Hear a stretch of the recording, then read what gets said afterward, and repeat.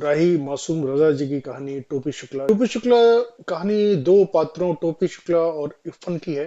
उनकी गहरी मित्रता जो समाज के संकीर्ण सोच, धार्मिक भेदभाव और मानवीय संवेदनाओं के महत्व को उजागर करती है। टोपी शुक्ला एक भावुक बालक है जो अपनी ही घर में और विद्यालय में उपेक्षा और अकेलेपन का शिकार है। उसके माता पिता बहुत ज्यादा अनुशासन और सामाजिक प्रतिष्ठा में उलझे रहते हैं, जिससे टोपी को स्नेह और अपनापन अपने घर में नहीं मिल पाता है, स्कूल में भी नहीं मिल पाता, क्योंकि स्कूल में बार बार फेल हो जाता है, पीछे रह जाता है और लोग उसको चिढ़ाते रहते हैं। इसके अलग इरफान टोपी का एक घनिष्ठ मित्र है। वह मुस्लिम परिवार से है, पर उसकी अपनी सोच बहुत ही उदार और मानवीय है, जो हम जब पढ़ेंगे तब हम उसका एग्जाम्पल देंगे।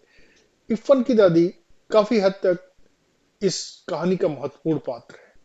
वे धार्मिक परंपराओं से जुड़ी हुई हैं और बहुत ही उदार और मानवीय हैं। उन्हें बच्चों से विशेष प्रेम है। इरफान को कहानियां सुनाती हैं जो इरफान बहुत ही ध्यान से सुनता है, और टोपी को भी अपनत्व से स्वीकार करती हैं जैसे वो इरफान को करती है। टोपी को इरफान की दादी में अपनी ममता और भावनात्मक सुरक्षा मिलती है, जिससे जो उसे अपने घर में नहीं मिलती, और वो उस कमी को पूरा करता है। टोपी और इरफान की मित्रता किसी धार्मिक पहचान पर आधारित नहीं है, बल्कि समान भावनात्मक आवश्यकताओं और संवेदनशीलता पर टिकी हुई है। दोनों बच्चे अपने अपने घर में किसी न किसी रूप में अकेले हैं। एक दूसरे के साथ उनको अपनापन मिलता है और उनकी दोस्ती ही रहती है। टोपी को इरफान के घर का वातावरण बहुत ही अच्छा लगता है, विशेषकर दादी की उपस्थिति, क्योंकि वह घर में सिर्फ दादी के अलावा और किसी से बात नहीं करता। कहानी में एक ये स्पष्ट तौर पर बताया गया है कि बड़े लोग अक्सर धर्म, जाति और सामाजिक मर्यादाओं मर्यादाओं में उलझे रहते हैं और बच्चों की भावनाओं को नहीं समझ पाते।